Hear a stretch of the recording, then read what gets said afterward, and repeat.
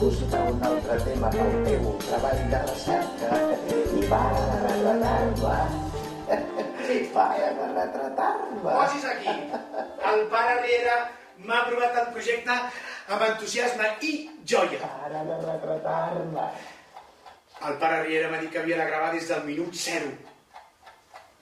No estem buscant, ni molt menys tampoc ho buscàvem aleshores, la gran riallada, rissotada de traç gruixut, sinó sí que l'hem buscat la lleugeresa o aquest riure que et fa el patatisme, els conflictes d'aquests personatges menors barrejats amb personatges il·lustres. I jo penso que sí que s'aconsegueix aquesta lleugeresa. No has d'anar a cantar la Salve? És estupenda i meravellosa, la Salve. Avui és dissabte, és per això que he pogut venir a veure'l i entrevistar-lo. A l'espectacle potser no es veu en tot moment els trànsits de personatge a personatge, perquè hi ha molts trànsits que aniran de vídeo a personatge que està fora del vídeo, o sigui, que està en l'espai escènic, no? I parla amb el vídeo. Però sí que trobaràs moments en el que el personatge, l'actor, en aquest cas jo, està fent un personatge i en el mateix espai canvia l'altre personatge. A través d'una respiració, d'una mirada, d'un pensament, d'una altra cosa que no sigui un impuls brusc, com estem acostumats a vegades amb el Fregoli, no? De dir, estàs en una construcció d'un personatge físic, fas un impuls i saltes a l'altre personatge.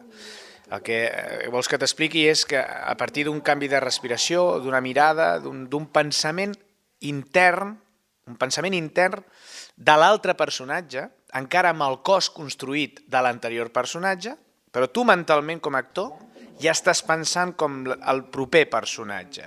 I després, a mesura que va parlant, es va com transformant en l'altre personatge.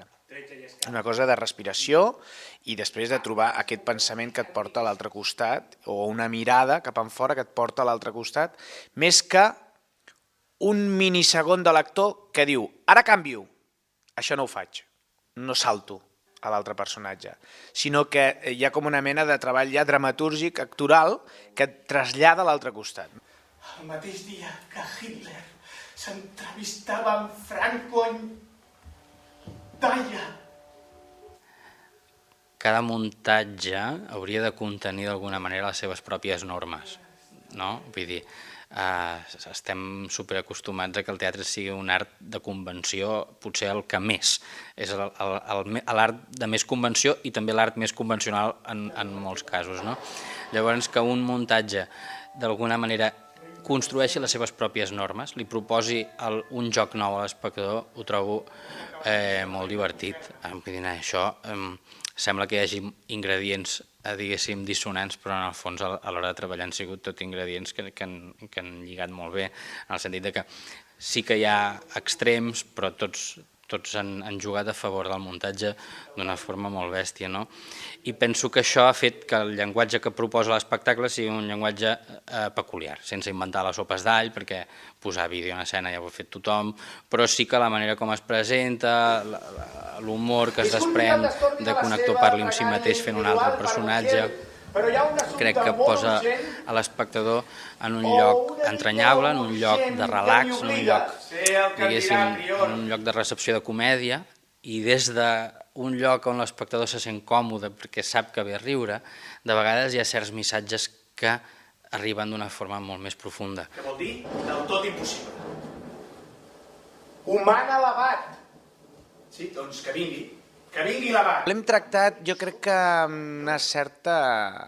té un punt gamberrillo, per entendre'ns, entre cometes, però jo li dono, almenys el que sento internament, és un punt de tendre, de dolça, no hi ha... no noto, no sento cap irreverència, cap cosa desagradable. Jo crec que per molt creient que fossis, com som uns pares que vindran, no em diran home, us heu passat amb la moreneta, no m'ho diran.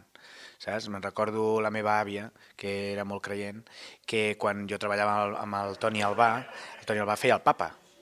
Molt bé, que treballis amb el Toni Albà, però això del papa que fa no m'agrada. Té un punt que jo crec que serà entranyable, fins i tot. I el silenci. No he fet pas jo cap vot de silenci en aquest ordre. A més, hi ha silencis i silencis benvolgut abat Jornet. L'ordre també li demana prudència i obediència, també. I això és el que vostè acatarà el dia 23. Assistirà amb tota la cortesia Herr Himmler al Review de les SS.